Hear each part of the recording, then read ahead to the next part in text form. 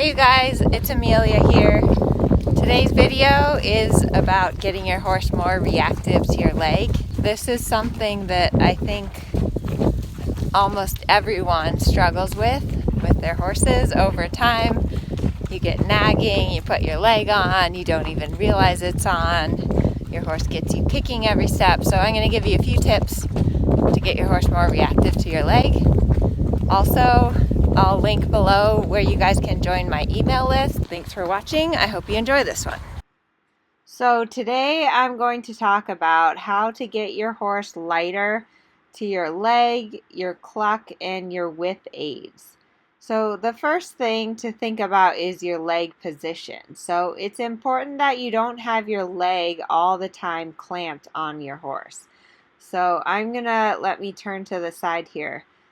Lots of times I see people and they have their lower leg constantly like this, clamped on their horse with a lot of force there. So you want your lower leg to be away from your horse. Your upper thigh and your knee should be in the saddle, but there should be a little bit of space between your heel and your horse's side.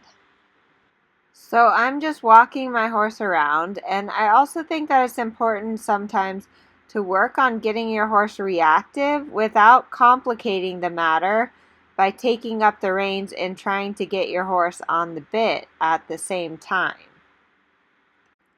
So this is my horse Gatsby, and he's a pretty sensitive horse, but he can be lazy at times. So while I'm walking him here, I'm making sure that I have my lower leg a little away. So I'm going to exaggerate for you guys, but you can see that there's daylight between my lower calf and my heel and his sides. So now if I squeeze my lower leg on his sides, he should speed up. And you saw when he sped up, then I took my lower leg away. So if that doesn't happen, so if I squeeze with my leg and my horse doesn't speed up, then I'm going to give my horse a sharp little kick and make them react.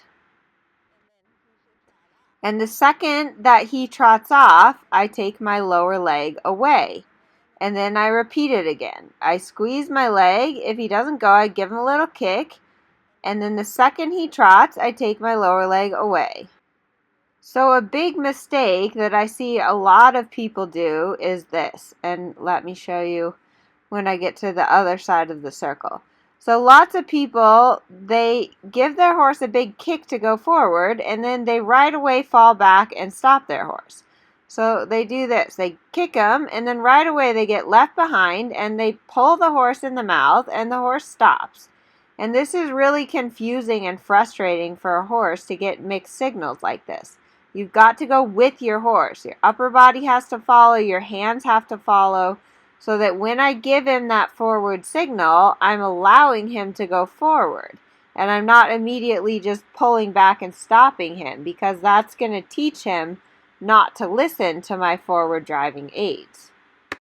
If you want to get your horse more responsive to your leg, the first thing is don't have your lower leg clamped on your horse all the time, or they're just going to think that it's a part of the saddle or the girth. The second thing is to start with a squeeze, and then if your horse doesn't follow through, give him a kick and follow through with your kick, and then right away praise your horse. Thanks for watching. I hope you guys enjoyed this. If you want more videos like this one, check me out on Patreon.